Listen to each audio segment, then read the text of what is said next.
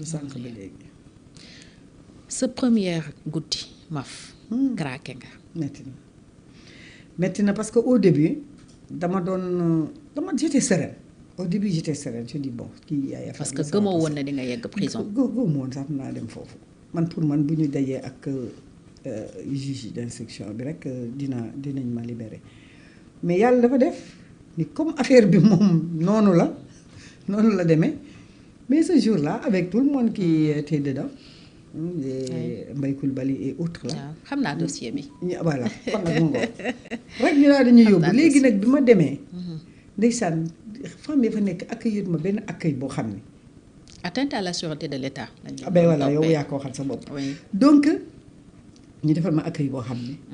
aménagel ma benn coin boo xam ne ñëw nag ndeysaan mel ni kuy teeru gan gu rëy. parce que xamoon nañ ne policier nga.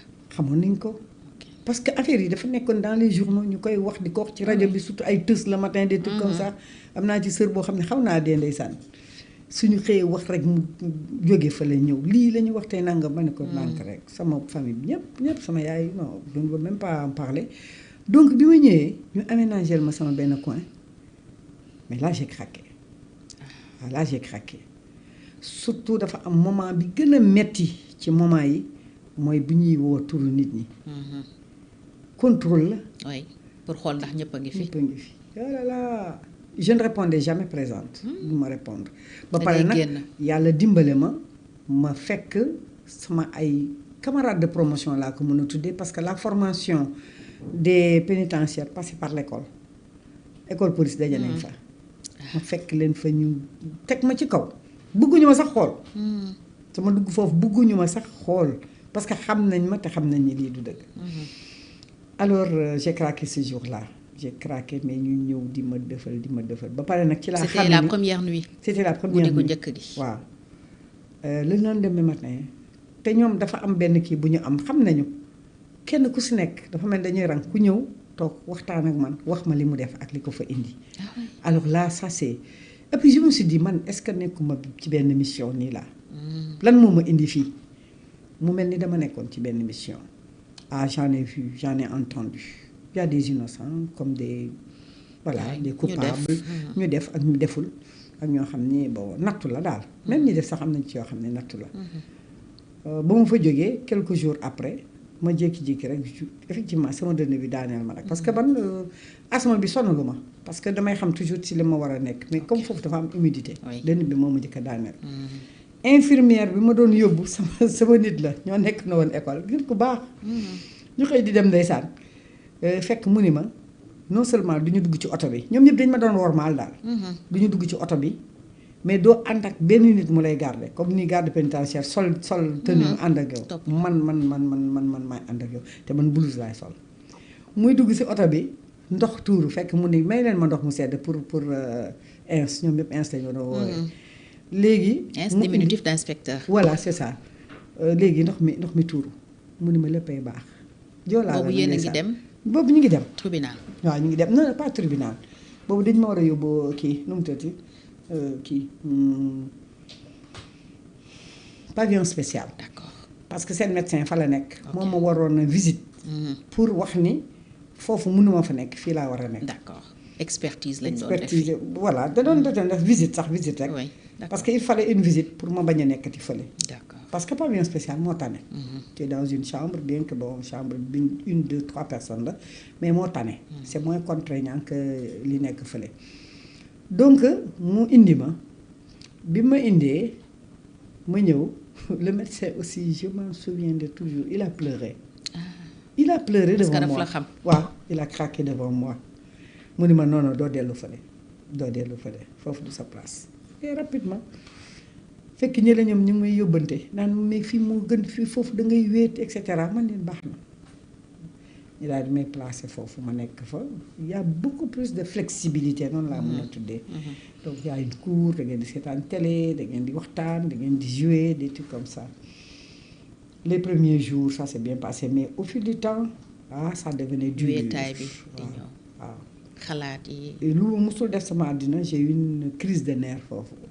tambouriner bunt bi et cetera mais c'était normal ba pare yal na ump jullit yëpp yal na ump man yéene ma ko nit maa ngi door a comprendre ci loolu naka la ñuy jouer ci nit ba mara d'Italie tu peux perdre la raison. Je voyais des policiers des pénitenciers comme militaires yi taxaw ci kaw yor seen fital je voyais quand j'entendais le bruit de l'avion d'un avion ou bien hélicoptère j'avais l'impression qu'il venait pour moi pour m'éliminer ou je ne sais quoi c'est-à-dire sama bopp bi dafa commencé woon am yeneen yi fi nekk léegi nag ma nekk ak benn xale bu jigéen ndeysaan d'une autre nationalité non une nationalité sénégalaise sax mais beneen race mu nekk xale boo xam ne ndeysaan lu dama ñëw rek mu bëgg ma moom di ma tooñ c'est-à-dire di ma reetaan loo dafay jékki-jékki rek di ma attention tata ils arrivent tu entends les bruits daal di tëdd ci suuf ni ma tëddal ci suufu lal bi bon c'est des petits trucs j'espère que di nga ko dagg affaire boobu daf ma daan def ree tu vois wala mu jékki-jékki gis ma triste mu jël benn ngandam nunus indil ma ni ma jox jëlal nunus donc tu vois c'est un autre monde tu vois donc j'ai traversé ces moments-là ak aussi ñi nga xam ne ñoom nga nekkal les agents pénitentiaires kenn amul seen pay c'est des êtres humains stress su nit ñi dañ koy jël di ko yóbbaale am na ci koo xam ne du ma wax turam mais gis nga dimanche bu jotaan dafa naan ma da ngay génn tey da ngay génn dañuy dem jëndi sandwich mu génn ak yow day génn ak man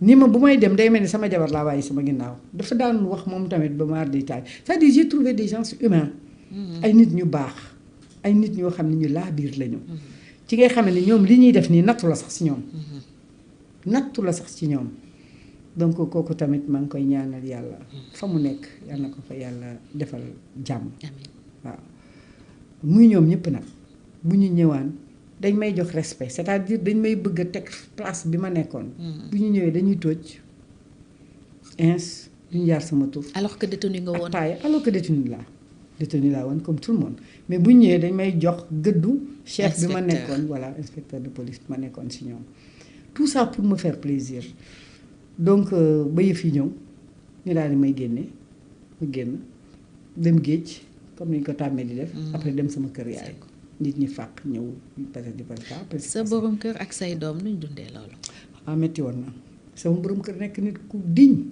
nit ku dëgër macha allah bi ñu nekkee dig day ñëw suba bu ngoon jot presque ca bunt ba lay yendu lu ma war a lekk moom mooy fexe indi ko lu ma war a naan bu ñuy dàq nit ñi mun leen c'est ma femme qui est là fii laay taxaw am na ay jamono ñu koy tiital sax di ko xoqatal naan ko comme lui c'était le directeur d'une grande école CPT Sénégal Japon ñu ne ko yow mun nañ la yàqal sax ci sa liggéey mun leen bu yóbboo ñu yàqal ma sama liggéey mais c'est ma femme qui est là.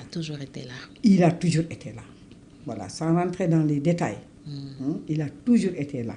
taxawaay boobu dala doon jox doole. daf ma doon jox doole waaw sama doom yi aussi mon fils aîné moom c'est un chahuteur bu ñëwee daf ma xool ni ma mais maman yow fii da nga fi rafetee yow fii yow da nga kii yow il te fallait un peu de repos yow defe naa ne repos bi moo baax.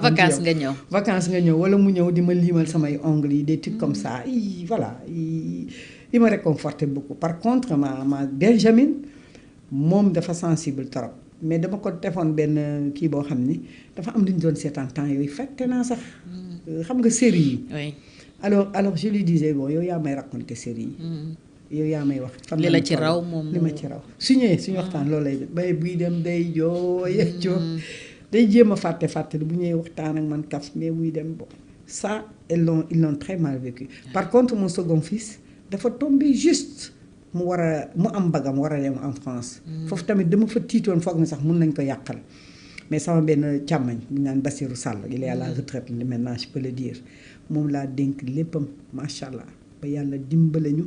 ba mu gunge ko aéroport mu dem parce que boobu ragal naa sax nit ñu yàqal samay waa kër ndax yow donc moom fekk ko fi mais mes 2 enfants ñoom ñu ngi fi woon épisode boobu moo tax sama yaay moom mënu may wax ay waxam mais elle a vécu très mal mais sant yàlla samay mbokk sax en général mes sœurs tout ça là am naa sama benn sœur boo xam dafa gaañu léegi sama yàlla seral ay yaxam moo ma daan ceeb bi li may indi li ñuy lekk moom moo ko daan indi mais fermé xam nga dañuy wax li lii mun na la dal lii waaw il faisait en sorte que affaire bi c'était fermé et il veillait sama xarit yi oh là là sama xarit yi xaw nañoo dof bon bref du ma dugg foofu. ñëpp ils ont très mal vécu. épisode bu metti la woon. Ouais, j'ai regretté d'avoir été policière parce que comment est-ce qu'une policière peut être impliquée dans une telle... Et comment on a laissé les choses y aller, je peux le dire maintenant. Comment on a laissé les choses aller dans ce sens? Je m'en arrête là. Il fallait pas ñu bàyyi affaire bi dem. C'était bien le dossier Idrissa Seck. C'est ça yal na ko yàlla jàppale. Amiin. nit ku baax. Moi je le connaissais que par c'était un ministre, c'était le premier ministre. C'est tout. ñi ma xamee Sénégalais yëpp y a pas de accointance, y a pas de... Mais par contre on m'a poussé lorsque j'ai pris ma retraite mais à militer dans ce parti. loolu moo la booleeg Idi. Oui. bi ma jëlee sama retraite j'ai décidé parce que bu ñu nekkee en fonction xam nga doo kii di nga voter mais doo militer fenn. J'ai milité dans son parti. ndax pour loolu lépp lu ma ko mën a indil rek parce que dama gis lu mu dund dama gis injustice bu mu dund. dama ko dundandoo ak moom. mu nekk nit ku baax kooku di jox Sénégal day suul ndaanaan kooku benn nit la woon. benn nit la am na xam-xam am na fulla am na fayda mais lu yàlla dogal ci doomu aadama jiitu na suñu juddu moom da koy wax sax nag. oui nit ku gëm. nit ku gëm yàlla. waaw donc ba ma fa jógee d'ailleurs ci bi may liggéey avec l'ONG qui m'avait recruté qui m'avait recruté pour former des gendarmes et des policiers en Afrique centrale. Donc muy ONG boo xam ni c'est après des tests ils ne me connaissaient pas quelqu'un leur a parlé de moi ñu jël sama CV ma def test bi et j'ai vécu quand même une belle aventure là-bas avec les plus jeunes en les encadrant et avec le docteur Fofana qui est un grand monsieur moo yoroon le centre Kofi Annan qui m'a aussi employée comme facilitatrice dans des formations dans la sous-région. Et c'est une belle expérience, une belle aventure que j'ai vécue qui m'a apporté beaucoup aussi. Énormément apporté dans ma vie. Oui. Idrissa Seck bi mu demee conseil économique social et environnemental delluwaat nga ci wetam di ko xelal. waaw yàlla dafa def ni donc bi ma jëlee sama retraite di militer waat ci parti boobu yàlla def mu nekk président conseil économique social et environnemental fekk mu ngi ma fekk Centrafrique.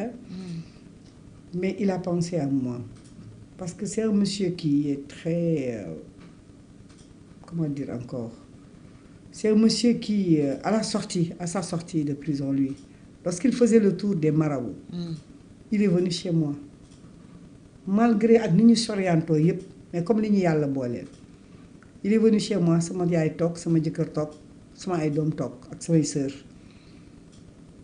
mu ni ñëwuma pour balu àq ñëwuma pour di massawu wala di mettitlu mais dama ñëw ni leen kii yàlla moo ñu boole ndax lii ma dal am na ñoo xam ne xëy na gënoon nañu bien placé nga xam ne bu ma sëqatee sax ñu feebar pour nekk ci place am mais moom muy jigéen yàlla boole ñu lii loolu fa ko yàlla sose xaw ma ko moom xamu ko mais xam naa ni yàlla moo nu boole et ça c'est ça fi ñu taxawoon di def perquisition sama kër foofu la taxawoon ak ay motaaram ak ay otoom ñëw ma honoré daal c'est-à-dire en fait dem après man fréquenté wu ma ko moom fréquenté wu ma ba biñ ko nommé conseil économique social environnemental maa nga fële mais dama xëy rek sama contrat génn le texte qui m'a nommé comme conseiller tàggoo la déedéet tàgguwuma dafa laajte parce que Awa Gueye Kébé aussi était conseillère dafa laajte ana ko mooy ñu ko